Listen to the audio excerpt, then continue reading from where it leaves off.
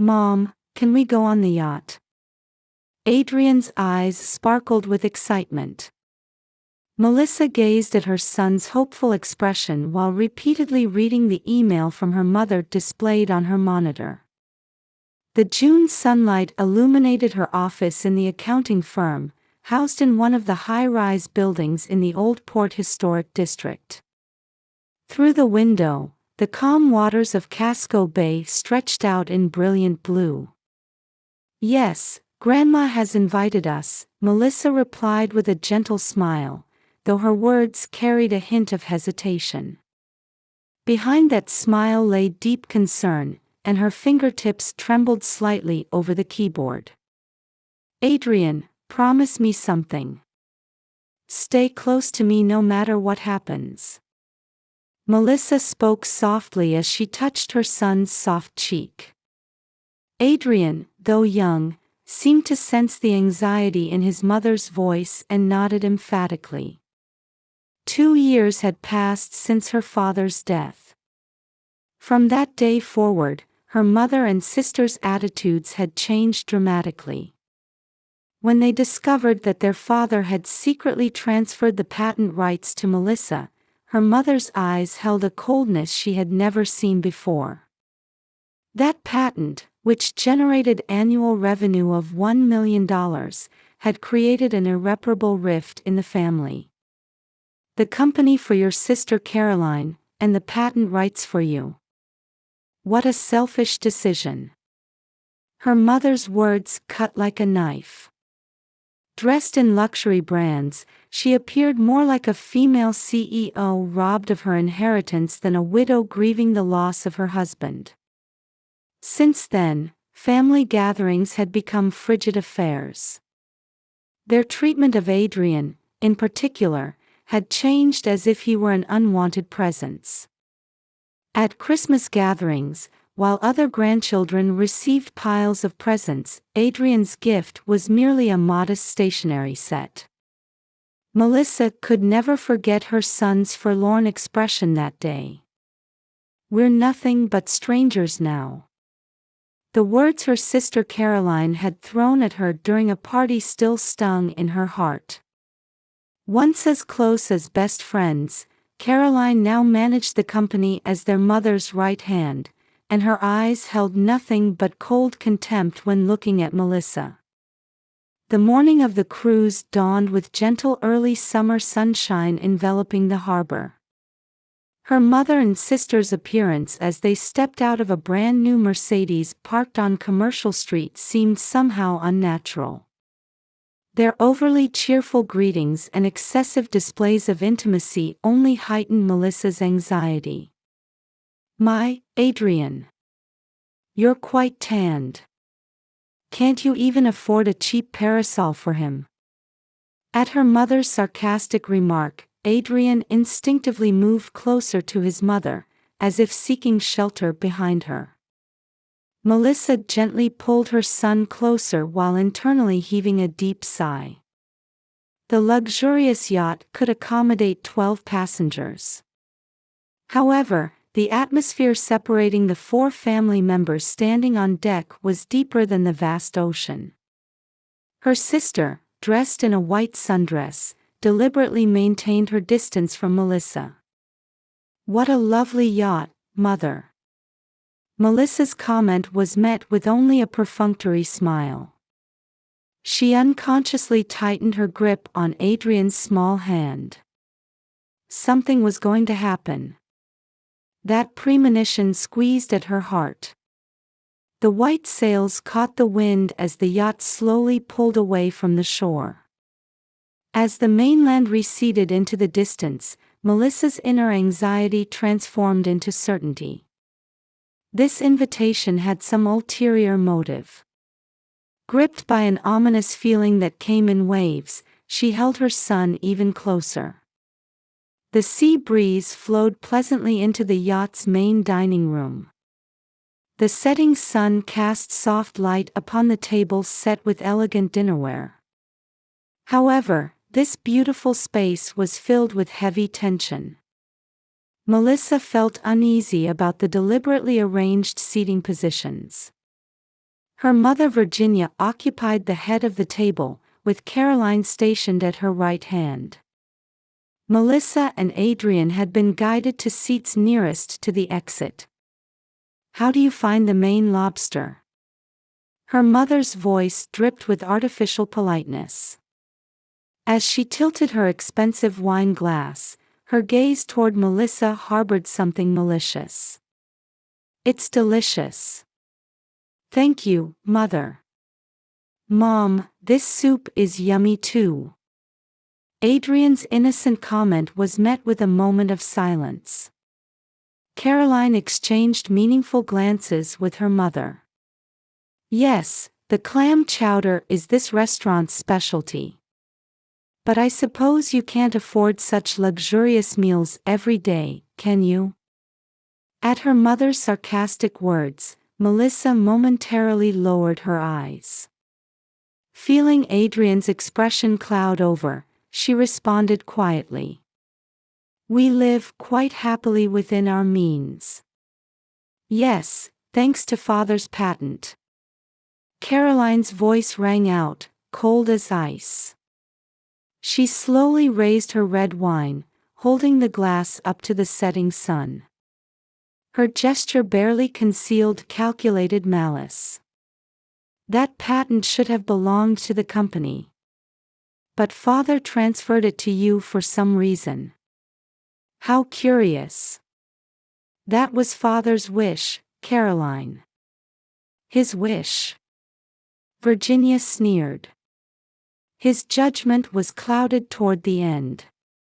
You must have influenced him somehow." "Mother, that's—" "Be quiet." Virginia's sharp voice rang out.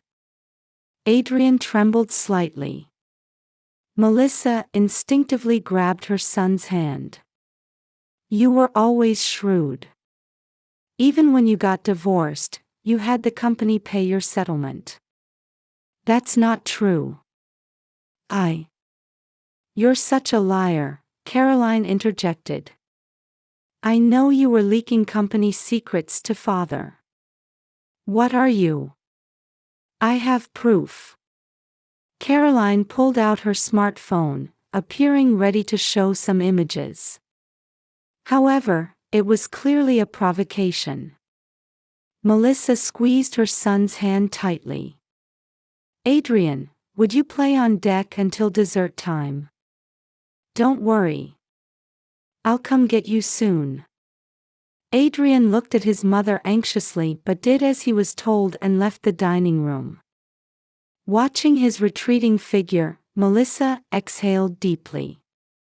"Finally, the nuisance is gone," Virginia said. "Let's get to the point. About transferring the patent rights." Her mother continued in a lowered voice. "Would you consider returning them to the company?" "What do you mean?" "It's simple. Sell the patent rights to the company. Of course, we'll pay you fair compensation." Melissa silently stared at her mother. Virginia took an elegant sip of wine and continued. "How about $5 million? It's not a small sum. You know that's less than half its true value." "Don't be greedy," Caroline laughed coldly. "We're being generous here. Father entrusted this patent to me. For the company's future." "The company's future?" Virginia raised her voice. "All the more reason. What can you possibly do with it?" "I have plans. Using this patent." "Don't make me laugh." Caroline's voice rang out sharply. She stood up and walked over to Melissa's seat. "What can you possibly do?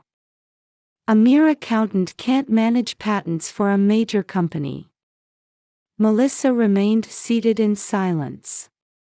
The waves had grown slightly stronger. "Think it over," her mother said, as if delivering an ultimatum. "This is your last chance." "I decline." A moment of silence.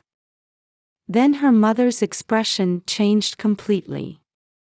"You two don't deserve such a luxurious meal." Her voice no longer held any pretense of civility. Caroline smirked while sipping her wine. "We'll enjoy the cruise. You can enjoy the ocean." Before Melissa could comprehend the meaning of those words, she felt herself being pushed with great force. As she lost her balance, she desperately tried to grab the edge of the table, but her fingers clutched at empty air.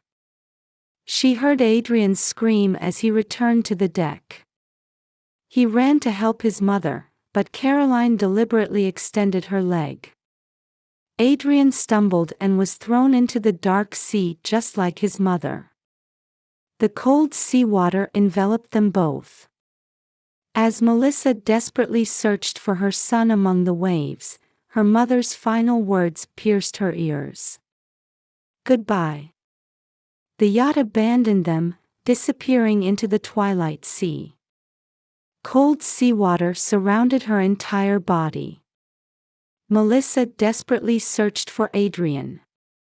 In the twilight waters, she could see her son's small head bobbing on the surface. "Adrian! Can you hear Mom's voice?" Rocked by the waves, Melissa began swimming toward her son. Fortunately, the sea was relatively calm. She was grateful now that she had enrolled him in children's swimming lessons. That thought brought a small warmth to her heart. "I'm okay." Adrian's voice carried surprising composure. The swimming skills he had developed at weekend swim school were now saving his life. "Don't move from there. I'm coming to you." As Melissa approached her son, she quickly surveyed their surroundings. The yacht's lights were already distant, fading into the twilight. Though it was June, the seawater was colder than she had imagined. Suddenly, something glinted beneath her feet. Melissa dove deep and grabbed it. An orange life jacket. It must have fallen overboard with the table during their fall. "Adrian, put this on." As she helped her son into the life jacket, Melissa calmly analyzed their situation. The current was flowing eastward. Land couldn't be too far away. But would any boats pass by at this hour? "Mom, I'm cold." Adrian's voice trembled. Melissa embraced her son, sharing body heat. "It's all right. Someone will come for us." Those words were meant to encourage herself as well. In the distance, she could faintly hear an engine sound. Melissa called out desperately. "Help! Someone!" Adrian began to cry out too, his small voice joining hers. Their voices echoed across the quiet sea surface. The engine sound gradually grew louder. An old fishing boat slowly approached. The white-haired man standing at the bow threw them a life preserver. "Grab hold." Melissa helped her son onto the boat first, then climbed aboard herself. Lying on the deck, she exhaled deeply. "I'm Joe Murphy," the white-haired man introduced himself. "I was fishing nearby when I heard the screams." Murphy smiled kindly as he offered them blankets. His warm gaze brought tears to Melissa's eyes. "Thank you. I'm Melissa Williams. This is my son Adrian." "Williams?" Murphy's expression changed. "From that real estate company?" Melissa nodded silently. Murphy seemed about to say something but held back. "Well, let's get you to the harbor." "But how did you end up in the sea at this hour?" Just then, Melissa's pants pocket glowed. Her cell phone, protected in a waterproof case, had miraculously survived. "Mr. Murphy, would you keep this phone as evidence? My mother and sister tried to kill us." Murphy's expression turned grave. As the Harbor Union chief, he was an influential figure in the community. Everyone knew of his strong sense of justice. "Tell me everything."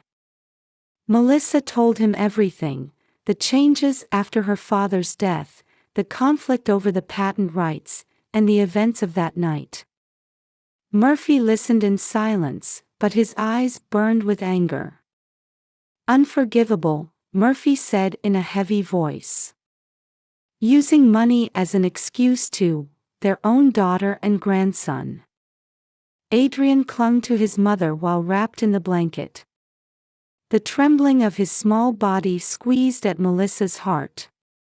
"I have friends at the harbor," Murphy continued with determination. "There should be witnesses too." The fishing boat slowly approached the harbor. The city lights reflected on the dark water surface. "But their yacht is all ready." "Don't worry," Murphy said. "A yacht that size definitely leaves a trail. Plus, there are harbor surveillance cameras." Indeed. The departure records, security camera footage, and the phone recording. These would all serve as evidence. "Mr. Murphy, will you help us?" "Of course," Murphy answered firmly. "There are people in this town who think they can control everything with money. They need to be taught about justice." Then Adrian spoke in a small voice. "Mom, why did Grandma and Auntie try to kill us?" Melissa held her son tightly. There could be no adequate answer to such an innocent question. Sometimes people's hearts become clouded by money. "But we have something more important." "Something important?" "Yes. The bond between you and me." Adrian nodded silently. His eyes held a deep understanding despite his young age. When the fishing boat reached the harbor, several other fishing boats had already gathered. Murphy's friends. Some had gone to secure the surveillance camera footage. "Let's hold off on contacting the police," Murphy said. "They can't move until we have evidence anyway." The sound of an ambulance siren approached. Murphy's wife had arranged for it. "Stay at our place tonight," Murphy said kindly. "Mary will be glad to have you." Melissa bowed deeply. The warmth of these strangers gradually warmed her chilled body. After receiving basic treatment in the ambulance, Melissa and Adrian headed to the Murphy home. A warm light flickered in the old fisherman's house. Mary, who greeted them at the entrance, rushed over as soon as she saw them. "You poor dears," she said in a voice full of motherly love. "Come, I've prepared some warm soup." The aroma of clam chowder wafted from the kitchen. Unlike the expensive version they had tasted on the yacht hours ago, this carried a simple, heartfelt fragrance. "The battle begins tomorrow," Murphy said quietly. "But don't worry. There are still people in this town who believe in justice." Melissa nodded silently. Her mother and sister probably never imagined that their arrogant actions would provoke such anger from so many people. "Mom," Adrian squeezed his mother's hand. "We'll win, right?" "Yes, absolutely," Melissa answered firmly. "We have justice on our side." A heavy atmosphere hung over the police station in the early morning. In the chief's office, Melissa played the recorded audio. Her mother and sister's cold voices echoed in the quiet room. This is decisive evidence of attempted murder. Veteran Detective Thomas Riley nodded with a grave expression. Several pieces of evidence were already laid out on his desk: harbor surveillance camera footage, yacht navigation data, and witness statements. Arrest warrants have already been issued for Mrs. Williams and Caroline Williams, Detective Riley announced quietly. The arrest team is en route now. Murphy stood silently with his arms crossed. His presence had helped expedite the police response. Are mother and sister still on the yacht? No, Detective Riley pointed to a map. We've confirmed they disembarked at another harbor last night and headed to Mrs. Williams's vacation home. Just then, the detective's radio crackled. Her mother and sister had been arrested. In the police station's interrogation room, her mother sat handcuffed in her expensive suit. Beside her, her sister hung her head, her makeup smeared. Security camera footage played before them. Do you still claim this was an accidental fall? Detective Riley's voice rang out sharply. Call my lawyer, her mother said coldly. I have the right to remain silent.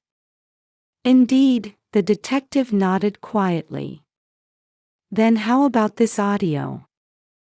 The recording played, the dinner conversation, the words just before the fall, and the decisive goodbye. Her mother's expression twisted slightly.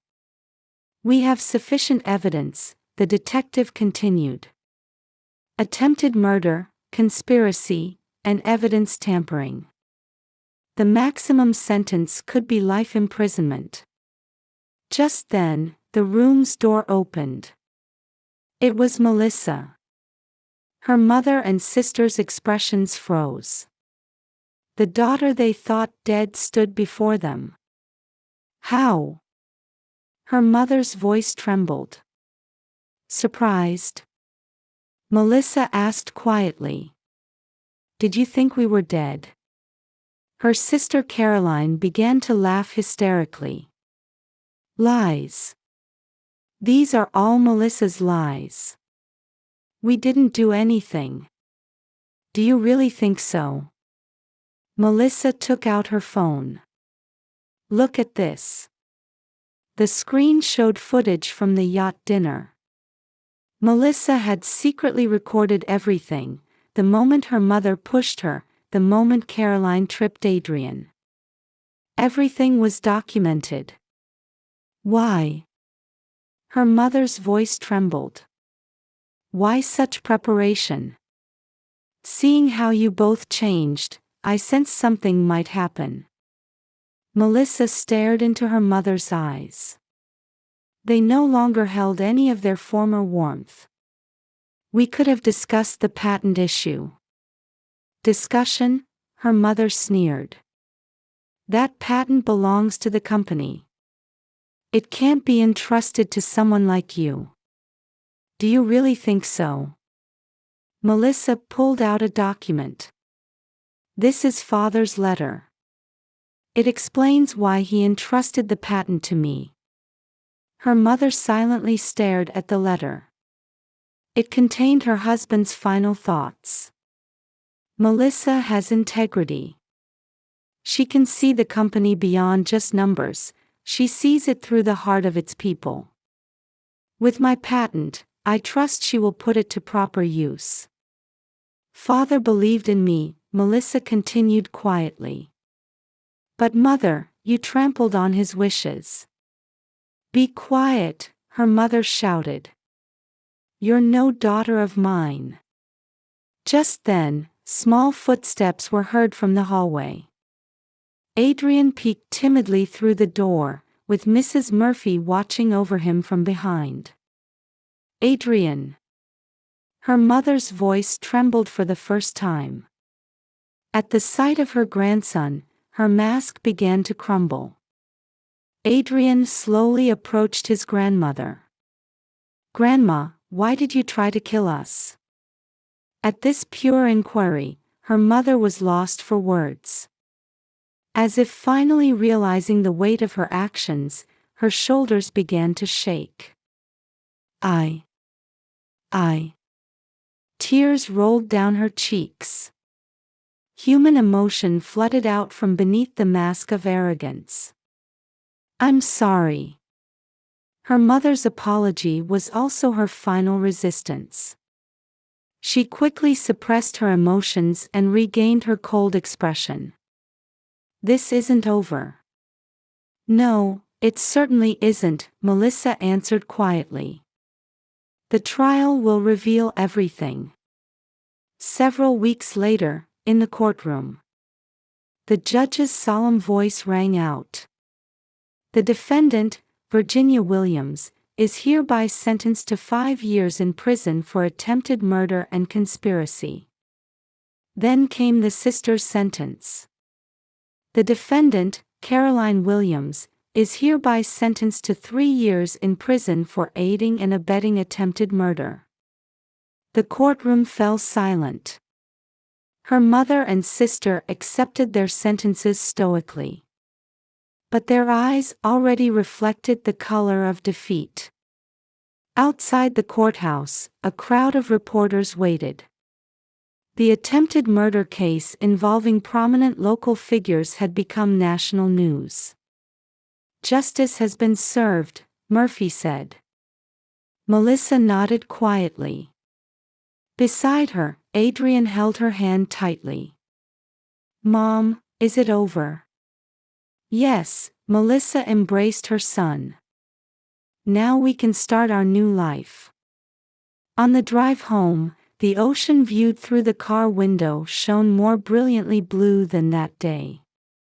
The light reflecting off the waves seemed to signal hope for the future. Justice always prevails. At Melissa's words, Adrian nodded firmly. A new life for mother and son was about to begin. Early summer, 1 year later. In their new house in the Old Port Historic District, Melissa gazed at the morning sun. In the garden, flowers planted by Adrian bloomed in various colors. Mom, I'm ready. Turning at Adrian's voice, she saw her son in his swimming championship uniform. Since that incident, he had become even more dedicated to swimming. He had faced the water continuously as a way to overcome his fear. It's the finals today, Melissa hugged her son's shoulders. Are you nervous? Nope, Adrian shook his head firmly. Grandpa Murphy said he's coming too. At the pool side of the competition venue, a large crowd had already gathered. Among them was a familiar white-haired man. Adrian. Murphy waved. Beside him were his wife Mary and their fisher friends. Go for it, young dolphin. Adrian responded to their cheers with a beaming smile. Melissa reflected on the changes over the past year. After the incident, the Murphy family had become their emotional support. Weekly dinner gatherings, fishing experiences, and above all, unconditional love. The whistle blew and the race began. Adrian's swimming no longer showed any trace of fear. He pulled ahead of the other competitors, cutting through the water's surface powerfully. Go! Loud cheers rose from the spectator seats. Melissa watched her son with tender eyes. Touch! The scoreboard lit up with first place. As Adrian emerged from the water, congratulatory cheers erupted from all around. Congratulations, champion! Murphy rushed over and lifted Adrian high. His smile was filled with grandfatherly affection. This calls for a celebration, Mary said. Tonight, it's my special clam chowder. On the way home, Adrian spoke quietly in the car. Mom, I wonder how Grandma and Aunt Caroline are doing." Melissa felt her hands tighten on the steering wheel. Her mother was serving her sentence in prison. So was her sister. Though visits were permitted, she hadn't yet found the courage. "I'm sure they're spending time reflecting. You know," Adrian continued with a serious expression, "I'm not scared anymore. Because we have a new family now." Those words brought tears to Melissa's eyes. Indeed, they had gained a new family.